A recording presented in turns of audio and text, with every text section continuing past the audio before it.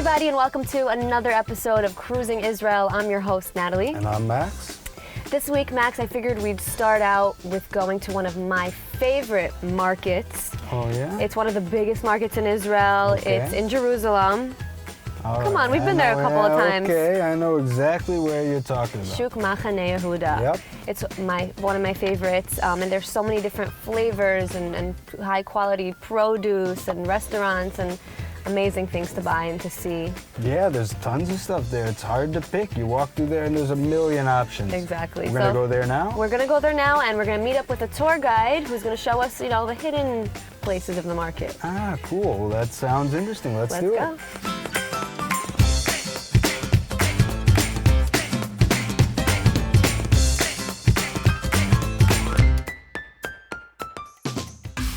Today, people from many different backgrounds are calling Jerusalem home, and this diversity has had a major impact on the cuisines here in the city. Right now, we're here in the Machane Yehuda Shuk, the biggest market in Jerusalem, to sample the different kind of treats, including some of the classic Israeli favorites.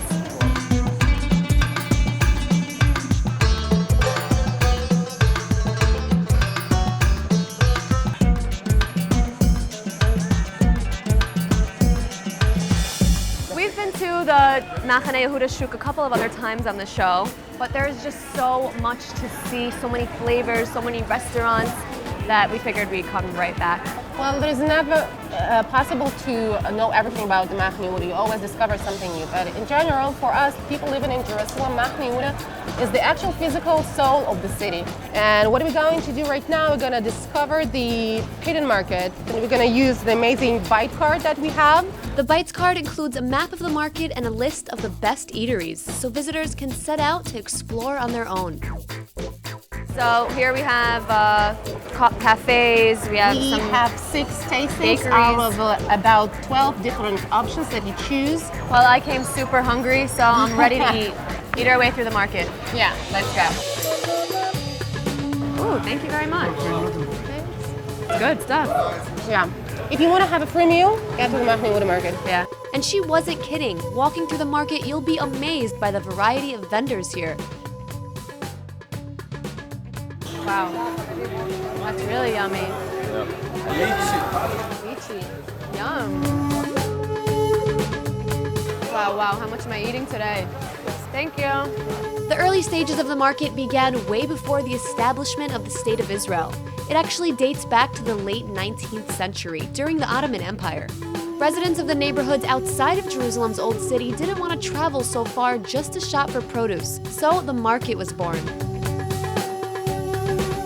Our first stop is one of the oldest bakeries in the market, Haba Bakery.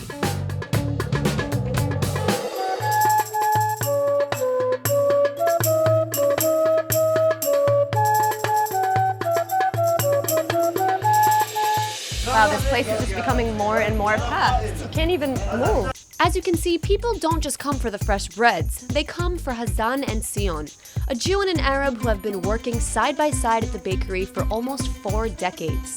Their friendship continues to be the soul of the bakery to this very day.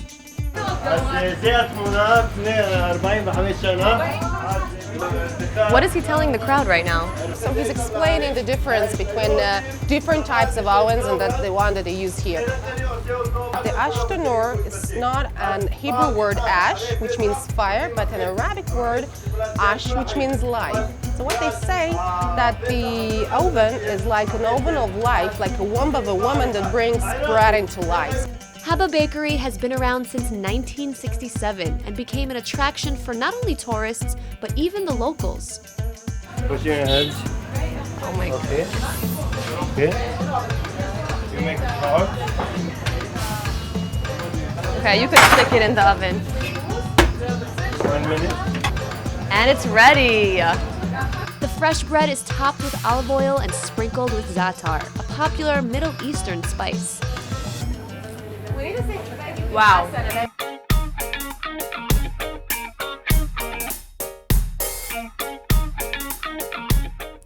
Although it is important for the market to try to remain as authentic as possible, an eclectic mix of new shops have been opening up. Hi. Could I have 2 cortados? I don't know what that is, but Maria told me it's a good choice, so. One simply cannot be in Israel without noticing how big the coffee culture is here. It's deeply rooted in the Israeli lifestyle. So it's no surprise that the market offers what people say is the best place to enjoy a cup of coffee.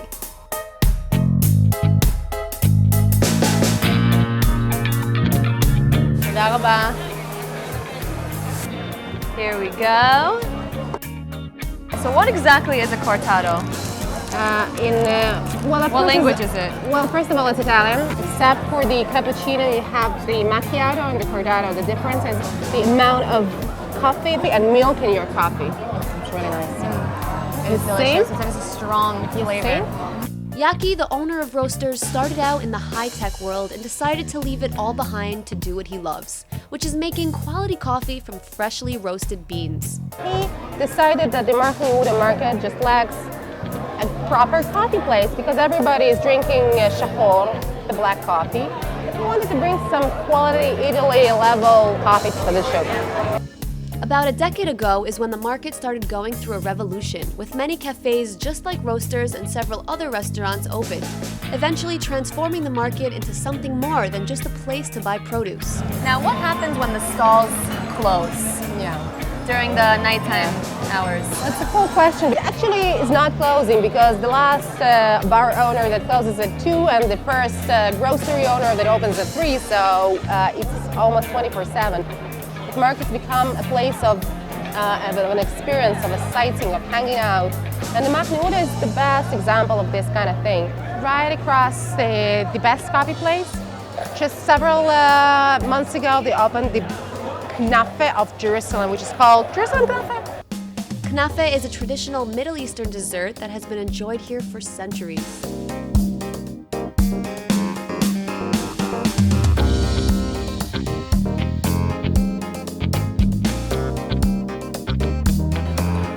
So what we're gonna eat is the flour that looks like hair, and then the cheese goes on top. What kind of cheese is it?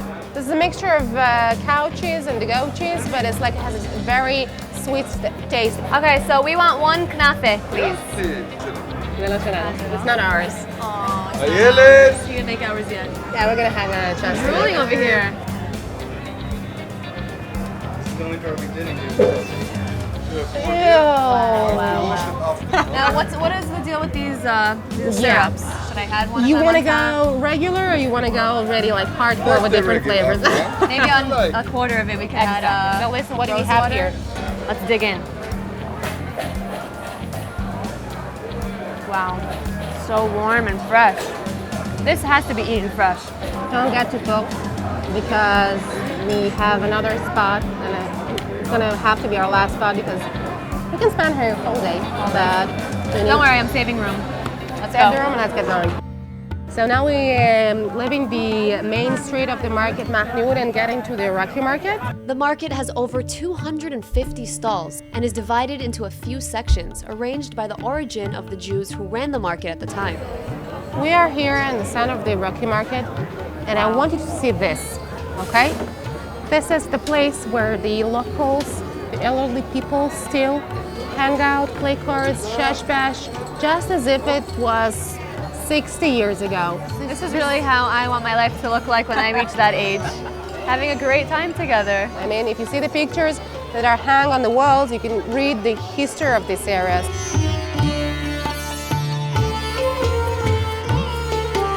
Okay, well, it looks like the next place we're going to is Morden, right?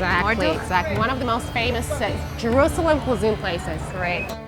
Now, if you're craving some homemade, slow-cooked style food, this restaurant is definitely the place. Fried kube, stuffed vine leaf, Moroccan cigar. 1 minute.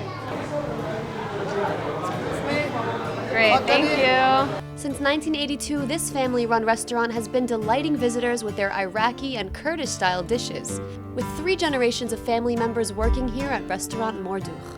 So this restaurant serves the exact same dishes since the opening, 50 years ago? Wow. Nothing has changed, not even the method. Pretty much everybody still loves the same food. The concept of the slow food is to make the food on the kerosene gas, which they used to make in the 50s, 60s.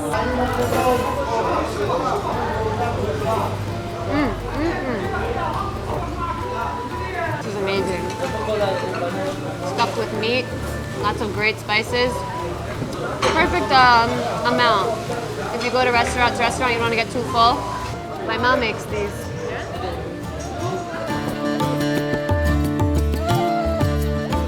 These are typical things you'll see at the Shabbat dinner table in my house too. So, no stranger to this.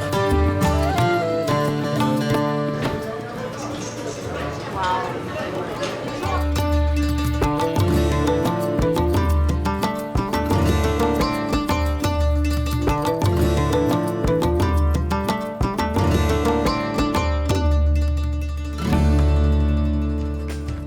Wow, that was cool, and so many different things to taste. It's I always crazy. love going back there. Yeah, I tell you what. Now, there's a lot of history there at the market, no debating that. Right. But there's a park halfway between here in Jerusalem and back in Tel Aviv that's doing a real cool biblical nature reserve. Biblical, Max. I didn't know you were so into the Bible. Well, you know what? It's a very important book to millions of people. And at this park, they not only have many species of biblical plants, but even some goats and other animals, I I'm believe. happy to check that out. Sound like fun? Yeah, let's go. Let's go.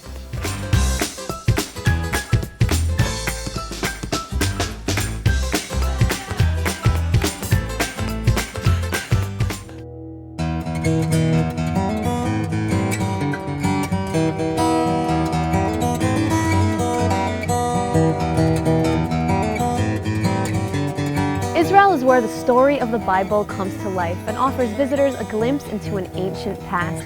And today we're here at a beautiful park which honors this heritage. A visit to the Neot Kedumim Nature Reserve lets you experience a sense of what our forefathers went through on this very same land. Here is where the recreation of man's interaction with nature way back in biblical times unfolds in all its depth. It's a way to come out of the four walls of a classroom, of a synagogue, of a church, and I would say learn about the Bible, but we don't just learn here because you don't notice you're learning. So instead of just listening to the stories that were taught and preserved for thousands of years, here it's a more sensory experience. Whether it's tasting an ancient herb and learning about its significances, or doing a shepherd's job for the day, just like our forefathers once did.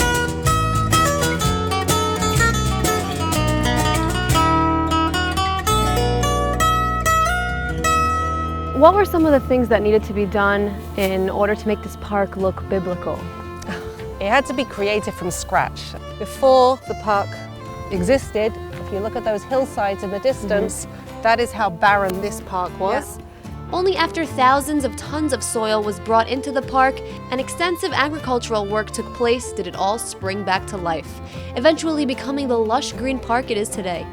The group that everybody knows most is what we call the 7 species. Wheat, barley, figs, pomegranates, dates, olives, and grapes. They were the 7 species that were described to the children of Israel when they were wandering the desert. And they were kind of, they wanted to know what it was going to be when they got here. So those 7 were the first that we planted. Right here we have wild barley. Now, barley was used a lot in ancient times, right? This was the basic food. Nowadays we use wheat because the barley grain, it's hard to separate the skin from the grain. Israel's climate yields some beautiful and healthy plants. And although some varieties are seasonal, there's always something in bloom. We're not getting much of this in blossom now, so you've got to try this. This is wild mustard. Mustard was mentioned in the Bible? Oh, well, it's actually not mentioned in the Bible, but it's mentioned in the New Testament. But if you dare to eat the flower, you get a really good tang in your mouth. Does it It does smell like mustard. Who knew that a tiny little flower could give off such a Oh, strong yeah. smell It's got a good and taste? good bite to it. Takes a few seconds for it to come through. Wow. Yeah. I kind of like it. You see your face like scrumpling up a little bit. A few seconds later, you really Yeah. get that Yeah. spicy flavor. And it's kind of got a much sharper tang than what you actually buy in the supermarket. This is wild hyssop, which is very topical this time of year because one of the main places it's recognized in the Bible is it was used the night before the children of Israel left Egypt. They were told to take the blood of a lamb and put it on their doorpost. And Really? use a branch of hyssop to dip it in the blood and then wipe it on their doorpost. Why specifically this type Oh, of that is a plant? fascinating question. Maybe that's- It's all about metaphors. So this is a symbol of humility and modesty. When the children of Israel are being told that they are to use hyssop, they know they are being told to be humble and modest. Using a mortar and pestle, we crushed the dried hyssop by hand, just like how it was prepared back in ancient times. The result is a za'atar fresher than you'd find in any spice shop. Oh, I could see a whole family of goats from here. Oh look, there's a whole pile of babies down there. Yeah. A little group of babies. We had a lot of births this year, more births than normal. Starting to smell, get the aroma. Oh, you can smell them? I don't notice it, it's funny. I get like whiffs of Oh it, yeah, no? yeah, now I get it. Yeah, you're right. Wow, looks like these goats really want to They're like, escape. now they want to get out, so we're going to have to try and get in without letting them out. Okay? Because they would always like to go out and have a little chew in the wilds and get something to eat. We're losing one, and we've lost one. It's all right. I'm not going to do anything. We lost about it. one? Yeah, we lost one. Oh no. It's okay. It's all right. He'll eventually. His friends are all He'll stay jealous. there. This was man's best friend in ancient times, right? You can't get anything more biblical than this. Yeah. We actually use them as a way to test modern day leadership skills. Who were our leaders of ancient times? The shepherds. Moses, David, Abraham. They were the traditional leaders, and they were chosen to be leaders because of their shepherding skills. Here's a bunch of sheep and goats. We want you to herd them. How? How? You want to know the secrets? The secret to herding them is from behind. The shepherd is always behind. Imagine in traditional shepherding times, so let's just say we want to get them down there. Okay. So we start from behind and we gently but confidently move them in that direction. Come on. Go, go, go, go. Herd. Come on, guys. Come on. He wants to come back, don't you? Instantly regretting that escape, huh?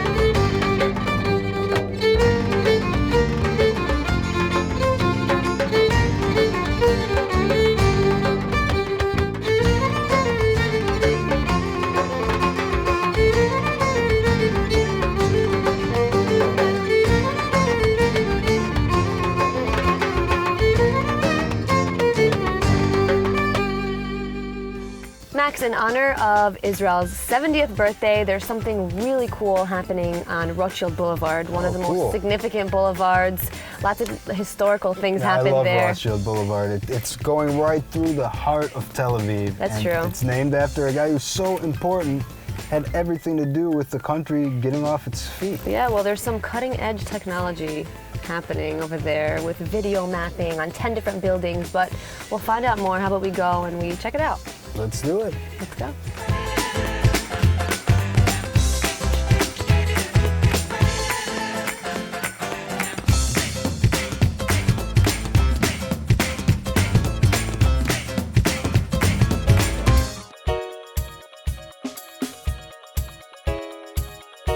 Here on the show, we've taken you to many places which celebrate the unique and legendary history of the State of Israel.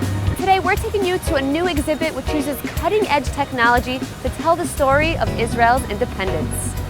In honor of Israel's 70th anniversary, Tel Aviv's iconic Rothschild Boulevard is brought to life in one of the most unique and largest video mapping events ever to take place in Israel.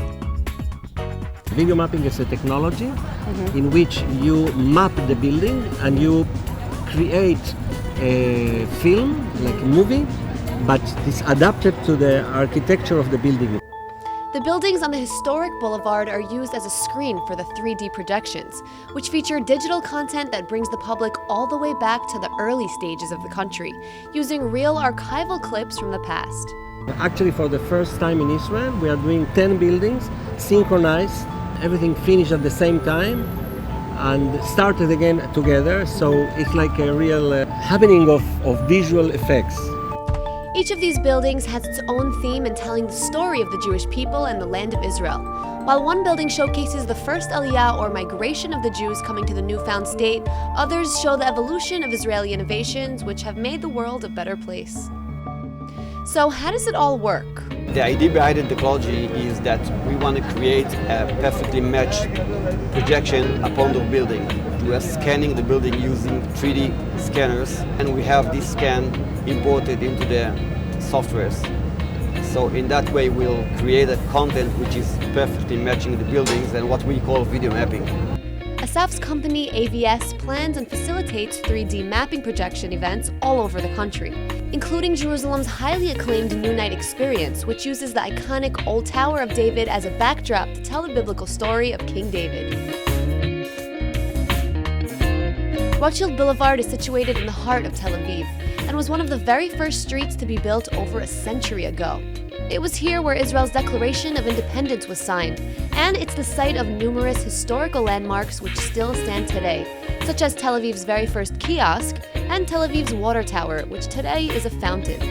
We are really treating history in a completely different way, and I hope that it gives the young people the opportunity to have a different view of what happened then.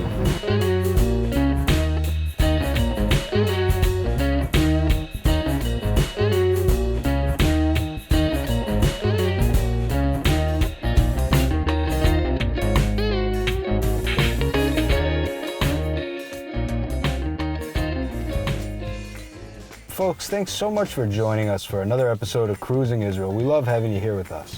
And don't forget to catch us next time as we cruise the country and show you the best Israel has to offer. Bye.